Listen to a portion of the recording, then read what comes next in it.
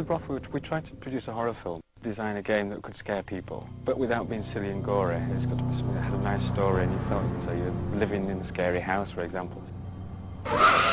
We pushed it one step further. It's never been pushed before, and I'm very pleased the way it's come out in that sense. There's not a lot out there that's sort of competing with it. There are very simple shoot-em-ups. Well, we've got that plus lots more in there. We've tied them well. They don't feel as though we've just sort of stick Doom in there and try and stick some cruddy logic in there. It's really good logic and it works well and fits well with the game. So you can't see the joins. And if you feel happy when you've played it, you think, I've done something for a change. Rather than just killing monsters, I've actually done something. Production designer characters, backgrounds, all props. I storyboarded most of Rose of the Haunting, as in script-wise for live action sequences. Storyboarded the intro.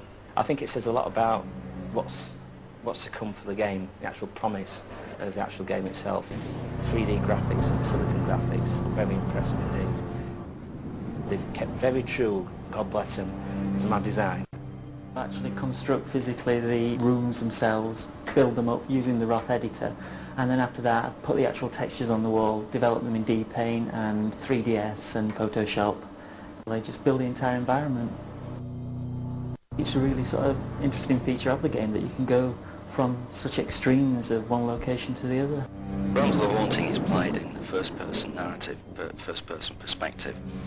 It's a cross, really. It's a hybrid between your shoot-'em-up arcade-style games and your traditional adventure-style games. It's a point-and-click as well.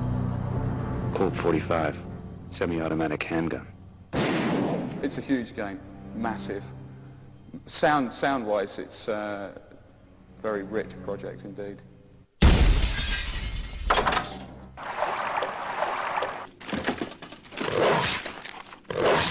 Hundreds of strange sounds. I mean, they're all make-believe sound effects for the most part, but the picture ambience.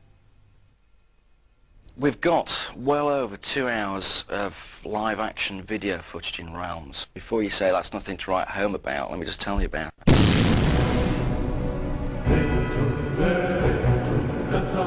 Basically, it's been a 7-week shoot, which is the length of a feature film. It's turned out to be very interesting, very different each shoot day. It's been very different from the next because there are so many things going on in the story. It's great fun when you've got so many different featured roles, so many villains, in that one week you might have Florentine around, next week you have Belial. And each of these actors come in and they're very entertaining and they have a great time. They really love working on a horror project because it's very different, very out of the ordinary. Apparently there's 4 or 5 people putting in a bid for Adam's jacket, but his coat. And Florentine's cane. Yes, I think I might take the coat with me.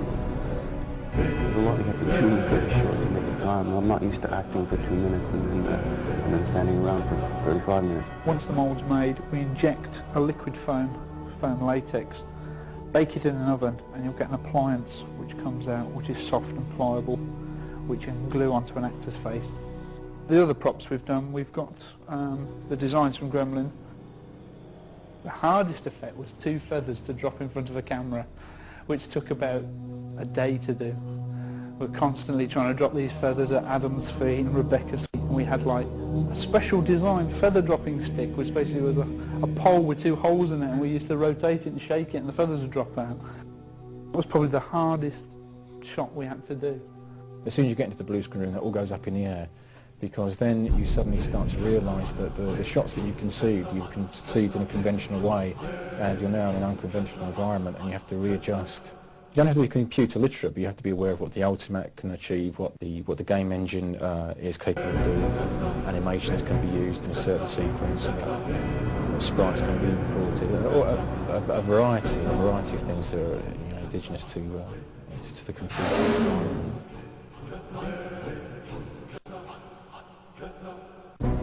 Supplied with backgrounds from the game, remove the blue screen from the characters so that they're actually playable characters, add the special effects and make the whole scene look as though it does exist. The level of sophistication is increasing all the time. Realms of the Haunting has got a huge amount of live action footage incorporated within the gameplay, This is pretty new stuff. It's very ambitious in the amount of it that it has, and it's a good mix. It seems that it's going to link very well with gameplay.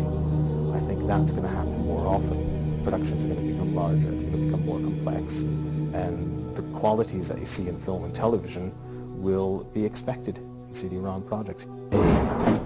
What have we got here?